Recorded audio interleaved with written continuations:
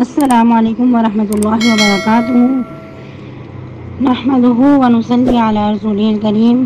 اما بعد۔ امید کرتے ہیں آپ تمام سسٹرز خیر عافیت سے ہوں گی اور ایمان کی بہترین حالت میں ہوں گی۔ اللہ رب العزت سے دعا ہے آپ کی طرف ہر بڑھنے والا شر خیر و بدل دے، آمین۔ یعنی سسٹرز ہم لوگ سورہ یونس آیت مبارکہ 44 تک ترجمہ تفسیر پڑھ چکے تھے۔ آج کا لیسن آیت مبارکہ 45 سے سٹارٹ کریں گے اور 48 تک پڑھیں گے۔ رب اشرح لی صدری ویسر لی امری واحلل عقدۃ من لسانی یفقہوا قولی۔ اللہم بارک لنا فی اوقاتنا، اللہم فقہنا فی الدین، اللہم انی اسألک الہدی والتقی والعفاف والغنی، اللہم الہمنی رشدی واعذنی من شر نفسی۔ اعوذ باللہ من الشیطان الرجیم، بسم اللہ الرحمن الرحیم۔ وَيَوْمَ يَحْشُرُهُمْ كَأَن لَّمْ يَلْبَثُوا إِلَّا سَاعَةً مِّنَ النَّهَارِ يَتَعَارَفُونَ بَيْنَهُمْ قَدْ خَسِرَ الَّذِينَ كَذَّبُوا بِلِقَاءِ اللَّهِ وَمَا كَانُوا مُهْتَدِينَ۔ وَإِمَّا نُرِيَنَّكَ بَعْضَ الَّذِي نَعِدُهُمْ أَوْ نَتَوَفَّيَنَّكَ فَإِلَيْنَا مَرْجِعُهُمْ ثُمَّ اللَّهُ شَهِيدٌ عَلَى مَا يَفْعَلُونَ وَلِكُلِّ أُمَّةٍ رَّسُولٌ فَإِذَا جَاءَ رَسُولُهُمْ قُضِيَ بَيْنَهُم بِالْقِسْطِ وَهُمْ لَا يُظْلَمُونَ۔ وَيَقُولُونَ مَتَىٰ هَٰذَا الْوَعْدُ إِن كُنتُمْ صَادِقِينَ۔ ٹرانسلیشن۔ وَيَوْمَ يَحْشُرُهُمْ، اور اس دن اکٹھا کریں گے ان کو، كَأَن لَّمْ يَلْبَثُوا، گویا کہ نہ رہے وہ، إِلَّا سَاعَةً مِّنَ النَّهَارِ، مگر ایک گھڑی دن میں سے، يَتَعَارَفُونَ بَيْنَهُمْ، وہ ایک دوسرے کو آپس میں پہچانیں گے، قَدْ خَسِرَ الَّذِينَ كَذَّبُوا، تحقیق نقصان اٹھایا ان لوگوں نے جنہوں نے جھٹلایا بِلِقَاءِ اللَّهِ، اللہ کی ملاقات کو، وَمَا كَانُوا مُهْتَدِينَ، اور نہیں تھے وہ ہدایت پانے والوں میں سے۔ وَإِمَّا نُرِيَنَّكَ بَعْضَ الَّذِي نَعِدُهُمْ، اور اگر ہم آپ کو دکھا دیں بعض وہ چیز جو ہم ان کو وعدہ دیتے ہیں، أَوْ نَتَوَفَّيَنَّكَ، یا ہم آپ کو قبض کر لیں، فَإِلَيْنَا مَرْجِعُهُمْ، پھر لوٹ کر آنا ہے ان سب کو ہماری ہی طرف، ثُمَّ اللَّهُ شَهِيدٌ، پھر اللہ تعالیٰ گواہ ہے، عَلَىٰ مَا يَفْعَلُونَ، اس پر جو کچھ وہ کرتے ہیں، وَلِكُلِّ أُمَّةٍ رَّسُولٌ، اور ہر امت کے لیے ایک رسول ہے، فَإِذَا جَاءَ رَسُولُهُمْ، اور جب آ جائے گا ان کے پاس ان کے بھیجے ہوئے، قُضِیَ بَيْنَهُم بِالْقِسْطِ، تو فیصلہ کیا جائے گا درمیان ان کے انصاف کے ساتھ، وَهُمْ لَا يُظْلَمُونَ، اور کچھ بھی ظلم نہیں کیے جائیں گے، وَيَقُولُونَ مَتَىٰ هَٰذَا الْوَعْدُ إِن كُنتُمْ صَادِقِينَ، اور وہ کہتے ہیں کب ہوگا یہ وعدہ اگر تم سچے ہو۔ تفسیر آیت مبارکہ 45 سے۔ وَيَوْمَ يَحْشُرُهُمْ كَأَن لَّمْ يَلْبَثُوا إِلَّا سَاعَةً مِّنَ النَّهَارِ يَتَعَارَفُونَ بَيْنَهُمْ قَدْ خَسِرَ الَّذِينَ كَذَّبُوا بِلِقَاءِ اللَّهِ وَمَا كَانُوا مُهْتَدِينَ۔ اور اس دن ہم ان سب کو اکٹھا کریں گے، گویا کہ وہ نہیں رہے مگر دن کی ایک گھڑی، وہ آپس میں ایک دوسرے کو پہچان رہے ہوں گے۔ تحقیق نقصان اٹھایا ان لوگوں نے جنہوں نے اللہ کی ملاقات کو جھٹلا دیا اور وہ ہدایت یاب نہ ہو سکے۔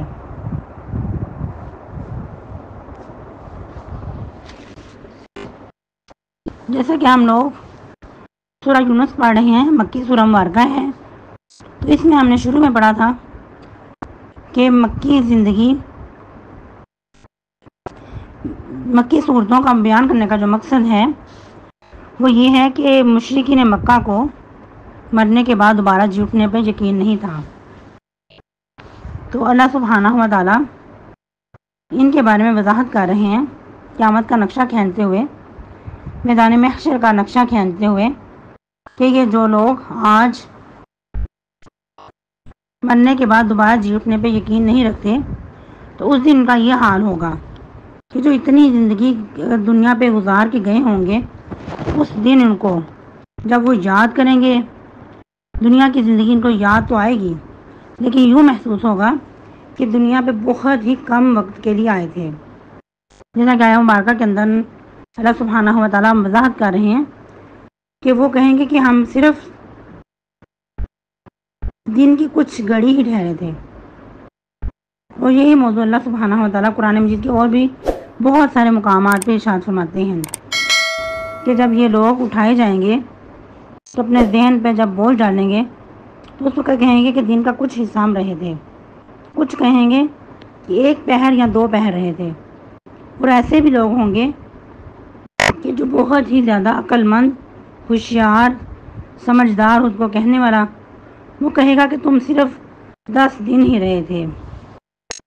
کیا کہے گا؟ إِن لَبِثْتُمْ إِلَّا عَشْرًا، کہ تم صرف 10 دن ہی رہے تھے۔ وجہ کیا ہوگی؟ قیامت کی ہولناکیاں، قیامت کی جو میدان محشر کے بہت سختیاں، اور سورج سوا نیزے پہ آ جائے گا۔ اس وقت جب اس طرح کے حالات دیکھیں گے کہ جو دنیا کی زندگی اتنی ان کو پہاڑ جیسی نظر آتی تھی، اس وقت ان کو بہت مختصر لگے گی کہ دنیا کی زندگی تو بہت مختصر تھی، کاش ہم اس وقت ایمان لے آتے، فائدہ اٹھا لیتے تو آج ان پریشانیوں سے، ان ہولناکیوں سے بچ جاتے۔ تو اس لیے ان کو اس وقت وہ جو دنیا کے گزارے ہوئے دن ہیں بہت ہی زیادہ مختصر نظر آئیں گے۔ پھر مزید کیا ہوگا کہ جب وہ اپنے گھر والوں کو دیکھیں گے، اپنے جاننے والوں کو، تو ان کو فوراً پہچان لیں گے۔ یتعارفون بینہم، آپس میں ایک دوسرے کی معرفت رکھتے ہوں گے۔ ایسا کیوں کہا گیا؟ گویا کہ ایک اس وقت حسرت کے لیے دنیا پہ انسان کو اپنے پیاروں پہ ٹرسٹ ہوتا ہے کہ کوئی ہمارے کام آ جائے گا، کچھ نہ کچھ ہماری مشکل ٹال جائے گی، کچھ نہ کچھ کسی کی طرف سے کوئی ہیلپ ہوگی، کوئی محبت کے 2 بول بولے گا، کوئی حوصلہ افزائی کرے گا۔ لیکن اس وقت کا جو عالم ہے کہ سب کچھ نظر آ رہے ہوں گے کہ جو حالات ہیں، جو مشکل اس وقت ٹوٹی ہوگی، اور اپنے بھی پیارے پاس ہوں گے لیکن کوئی کسی کے لیے کچھ بھی نہیں کر سکے گا، بلکہ بعض ایک دوسرے کو بلیم کر رہے ہوں گے۔ اس وقت کیا کہیں گے؟ اللہ سبحانہ و تعالیٰ فرمائیں گے قَدْ خَسِرَ الَّذِينَ كَذَّبُوا بِلِقَاءِ اللَّهِ، تحقیق نقصان اٹھایا ان لوگوں نے جنہوں نے جھٹلا دیا اللہ کی ملاقات کو۔ یہ ابھی بھی تنبیہ ہو رہی ہے تو اس وقت بھی ان کو یاد دہانی کروائی جائے گی حسرت کے لیے، تاکہ اس وقت مزید یہ ہاتھ من افسوس کے ساتھ اور ان کی جو حسرت ہے، غم ہے، دکھ ہے، وہ مزید بڑھ جائے۔ تو اللہ تعالیٰ فرماتے ہیں کہ ان کو تو کہا گیا تھا کہ مرنے کے بعد دوبارہ جی اٹھنا ہے، لیکن جن لوگوں نے اللہ کی ملاقات کو فراموش کر دیا تھا، بھلا دیا تھا، وہ یقیناً نقصان اٹھا گئے۔ وما کانوا مہتدین، اور ہدایت یافتہ لوگوں میں نہ رہے۔ پتہ کیا چلتا ہے کہ جو لوگ دنیا پہ ایمان لے آتے ہیں، عمل صالح کرتے ہیں، پھر اس کے بعد جو اسلامیات ہیں ان پہ مکمل بھروسہ وہ یقین رکھتے ہیں اور مرنے کے بعد دوبارہ جی اٹھنے پہ یقین رکھتے ہیں، تو یقیناً ایسے لوگ ہدایت یافتہ ہیں۔ اور اگر یہ چیزیں پاس نہیں ہیں، یقین نہیں ہے دوبارہ جی اٹھنے پہ، تو پھر چاہے کتنے بڑے اعمال کر لیے جائیں، کتنے زیادہ روزے رکھ لیے جائیں، کتنی ہی زیادہ عاشق رسول ہونے کے دم بھر لیے جائیں، تو ایسی پہ جو محبت ہے، ایسے جو اعمال ہیں، ایسے جستجو انسان کو کامیاب نہیں کر سکتی، اس کے لیے گھاٹا ہی گھاٹا ہے۔ ایسے لوگ کبھی بھی راہ راست پہ نہیں آ سکتے۔ پھر اللہ تعالیٰ مزید فرما رہے ہیں اپنے نبی صلی اللہ علیہ وسلم کو، وَإِمَّا نُرِيَنَّكَ بَعْضَ الَّذِي نَعِدُهُمْ، اے نبی صلی اللہ علیہ وسلم اگر ہم آپ کو دکھا دیں، کیا دکھا دیں؟ بعض وہ چیز جس کا ہم ان سے وعدہ کرتے ہیں، یعنی کہ آپ کی وفات سے پہلے ہی آپ کی زندگی میں آپ کو دکھا دیں، تو کیا ہے؟ یا آپ کو فوت کرنے کے بعد، یعنی کہ آپ کی آنکھوں کے سامنے ان کو عذاب دے دیں، یا آپ کی وفات کے بعد، لیکن آخر کا انجام تو ایک ہی ہے، فَإِلَيْنَا مَرْجِعُهُمْ، ان سب کا لوٹنا ہماری طرف ہے، ثُمَّ اللَّهُ شَهِيدٌ عَلَى مَا يَفْعَلُونَ، پھر اللہ ہی گواہ ہے ان پر جو کچھ وہ کرتے رہے، یعنی کہ اللہ تعالیٰ کی وہ مکمل نگرانی میں ہے، اللہ تعالیٰ سے چھوٹ کر کہیں بھی بھاگ نہیں سکتے۔ تو آپ وسلم کو جو آپ وسلم کے مخالفین تھے، آپ صلی اللہ علیہ وسلم کے دشمن تھے، آپ صلی اللہ علیہ وسلم کی رسالت میں ایمان نہیں لانے والے تھے، جب ان چیزوں کو فراموش کیا جاتا ہے، جھٹلا دیا جاتا ہے، تو پھر بعض اوقات اللہ سبحانہ و تعالیٰ اپنے انبیاء، اپنے پیغمبر رسولوں کے دل ٹھنڈے کرنا چاہتے ہیں، ان کی زندگی میں ہی ان کی قوم کو عذاب پہنچا دیتے ہیں، تاکہ جو انبیاء کو ستایا گیا ہے اس سے ان کے دل ٹھنڈے ہو جائیں، کیونکہ جب انبیاء بار بار اپنی قوم کو، اپنے لوگوں کو سمجھاتے ہیں، تو پھر بعض اوقات کہہ دیتے تھے کہ ہم تمہارے اوپر عذاب آنے کا اب غم کیوں کریں، جبکہ ہم نے آپ کو بار بار توحید کی طرف دعوت دی، بار بار تم تک اپنے اپنے رب کے پیغامات پہنچاتے رہے، جوں کہ توں پہنچاتے رہے، اگر اب تم لوگ نہیں مانتے تو ہمارا اب اس میں کوئی قصور بھی نہیں، اور نہ ہمیں اس بات پہ غم ہے، اب ہم تمہارے تمام معاملات اللہ کے سپرد کرتے ہیں، اب اگر تم پہ عذاب آ جاتا ہے تو ہمیں اس بات کی کوئی پرواہ نہیں ہے۔ اللہ سبحانہ و تعالیٰ بھی عذاب کی خوشخبری دے کر تو ساتھ اپنے نبی پیغمبر کو آگاہ کر دیتے ہیں کہ اب آپ ان کے حال پہ افسوس نہ کریں، ان کو ان کے حال پہ ہی چھوڑ دیں، اب جو ان کو انجام نظر آنے والا ہے وہ بہت جلد ہی ان کو دکھا دیا جائے گا۔ فَلَا تَأْسَ عَلَى الْقَوْمِ الْكَافِرِينَ، یا پھر کہیں فرمایا فَلَا تَأْسَ عَلَى الْقَوْمِ الْمُجْرِمِينَ وغیرہ وغیرہ۔ تو یاد رہیں ایسے ہی کچھ حالات نبی صلی اللہ علیہ وسلم کو بھی دکھائے گئے ان کی قوم کی طرف سے، جس طرح کہ نبی صلی اللہ علیہ وسلم کی زندگی مبارکہ میں کچھ ایسے دن آئے قحط سالی کے، تو ان کے اوپر بہت سخت قحط سالی نازل ہوئی، یہاں تک کہ ان کو بعض اوقات ہڈیاں بھی کھانی پڑی، چمڑے کھانے پڑے، اور بعض اوقات ایسا بھی ہوا کہ پانی کی ایک بوند تک نہیں تھی، تو جو انسان سوچ کر ہی اتنی گن کھاتا ہے، اتنا دل خراب کرتا ہے، تو ان لوگوں کو اونٹوں کی جو اوجڑیاں تھیں اس میں سے پانی نکال کر پینا پڑا، اس بات پہ وہ مجبور ہو گئے کہ جو ان کے حلق خشک ہو رہے تھے انہوں نے اپنے حلق اس اوجڑی کے گندے پانی سے تر کیے، تو اتنی کمزوری اور لاغر ہو چکے تھے کہ جب نظر اٹھاتے تھے تو لاغر پن کی وجہ سے یوں دکھائی دیتا تھا جیسے ہر طرف دھواں ہی دھواں ہو، جیسے کہ پہلے بھی ہم پڑھ چکے۔ ان حالات میں پھر ابو سفیان اس وقت مسلمان نہیں ہوئے تھے، مشرکین مکہ کے سردار تھے، تو نبی صلی اللہ علیہ وسلم کے پاس آئے اور دعا کی درخواست کی کہ اے محمد صلی اللہ علیہ وسلم، آپ تو بہت نرم دل ہیں، بہت زیادہ لوگوں کے ساتھ رحم کا معاملہ کرنے والے ہیں، تو آپ ہمارا حال نہیں دیکھ رہے، یعنی اپنی قوم کا حال نہیں دیکھ رہے، جو ان پہ مصیبت ٹوٹی ہے، تو آپ اللہ سے دعا کیوں نہیں کرتے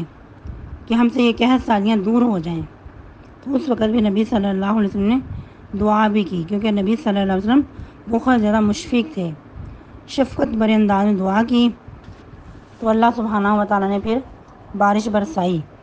لیکن جن کے اندر ہٹ درمی ہوا کرتی ہے وہ اپنی پرانی روی سے باز نہیں آتے، اللہ سبحانہ و تعالیٰ نے تو ان کو اپنی نعمت سے نوازا، لیکن وہ لوگ پھر اپنی پرانی روش پہ آ گئے۔ جب انہوں نے کہا تھا کہ ہم مسلمان ہو جائیں گے، تمہاری رسالت کو قبول کر لیں گے، لیکن بارش قحط سالی ختم ہونے کے باوجود بھی اس بات پہ زیادہ دیر جمے نہیں رہے۔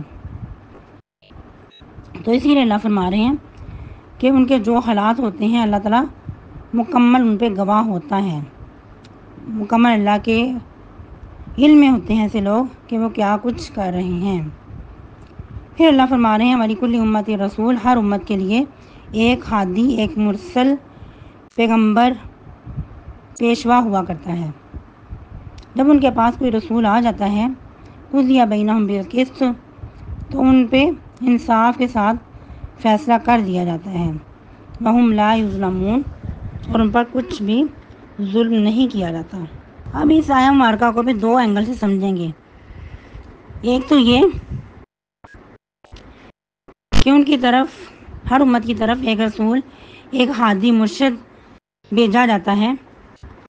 ان کی ہدایت کے لیے، حجت تمام کرنے کے لیے۔ اور دوسرا اس کا معنی یہ ہو سکتا ہے کہ ایک عذاب کی وعید لے کر جب آ جاتا ہے، جب لوگ نہیں مانتے، جو کچھ نبی پیغمبر ان تک پیغامات پہنچاتے ہیں وہ ماننے کو تیار نہیں ہوتے، تو پھر ان کے پاس جو عذاب کی وعید ہوتی ہے وہ مسلط کر دی جاتی ہے، اور ان کے درمیان انصاف کے ساتھ فیصلہ کر دیا جاتا ہے، اور ان پر کچھ بھی ظلم نہیں کیا جاتا۔ ایسے لوگوں پہ پھر عذاب کو اللہ سبحانہ و تعالیٰ مسلط کر دیتے ہیں۔ لیکن اللہ تعالیٰ ایسے عذاب میں اپنے نیک بندوں کو الگ کر لیا کرتے تھے، جس طرح کے بہت سارے پیغمبر انبیاء کے واقعات ملتے ہیں کہ اس وقت لوط علیہ السلام کو بھی کہا گیا کہ آپ یہ دائرہ بنا کر کھڑے ہو جائیں، اور جو اس دائرے کے اندر آ جائے گا وہ بچ جائے گا، جو دائرے سے باہر ہوگا وہ عذاب کا شکار ہو جائے گا۔ تو اس طرح بھی اللہ سبحانہ و تعالیٰ اپنے نیک بندوں کو پھر بچا لیا کرتے تھے عذابات سے۔ ان پر جو عذاب کی وعید تھی ان کا فیصلہ پورا ہو جاتا تھا انصاف کے ساتھ، کیونکہ اللہ تعالیٰ بھی کوئی بھی جو معاملہ ہے، کوئی بھی جو فیصلہ ہے وہ انصاف پہ کرتے ہیں، کسی پہ ظلم نہیں کرتے۔ وَهُمْ لَا يُظْلَمُونَ، اور وہ کچھ بھی ظلم نہیں کیے جاتے۔ وَيَقُولُونَ مَتَىٰ هَٰذَا الْوَعْدُ إِن كُنتُمْ صَادِقِينَ، یہ سب کچھ عذاب کی دھمکی سن کر بھی وہ ڈرتے نہیں، لرزتے نہیں، بلکہ کیا کہتے ہیں، ان سے پوچھو کہ یہ جو تم عذاب کی وعید ہمیں سنا رہے ہو یہ کب پوری ہوگی۔ وَيَقُولُونَ مَتَىٰ هَٰذَا الْوَعْدُ إِن كُنتُمْ صَادِقِينَ، اور وہ کہتے ہیں کب ہوگا یہ وعدہ اگر تم سچے ہو، اگر واقعی ہمیں ان عذابات کے بارے میں ڈرا رہے ہو، دھمکیاں دے رہے ہو، تو پھر بتاؤ تو صحیح کہ یہ جو عذابات ہیں، یہ جو تمہاری طرف سے وعدے ہیں، یہ تمہاری طرف سے تنبیہات ہیں، تو یہ پوری کب ہوں گی۔ تو قرآن کے اور مقامات سے پتہ چلتا ہے کہ اللہ سبحانہ و تعالیٰ فرماتے ہیں کہ آپ ان سے کہہ دیجئے اس کے بارے میں تم بہت جلد دیکھ لو گے، یہ جو تمہیں عذابات سے ڈرایا جاتا ہے یہ تمہارے پاس بہت جلد آنے والے ہیں۔ آج کے لیے اتنی کافی ہے۔ اللہ سبحانہ و تعالیٰ ہم سب کو قرآن مجید کا صحیح فہم حاصل کرنے اور اس پہ عمل پیرا ہونے کی توفیق عطا فرمائے، آمین۔ سبحانک اللہم ربنا وبحمدک، نشہد ان لا الہ الا انت، نستغفرک ونتوب الیک۔ والسلام علیکم ورحمۃ اللہ وبرکاتہ، وصلی اللہ علی النبی۔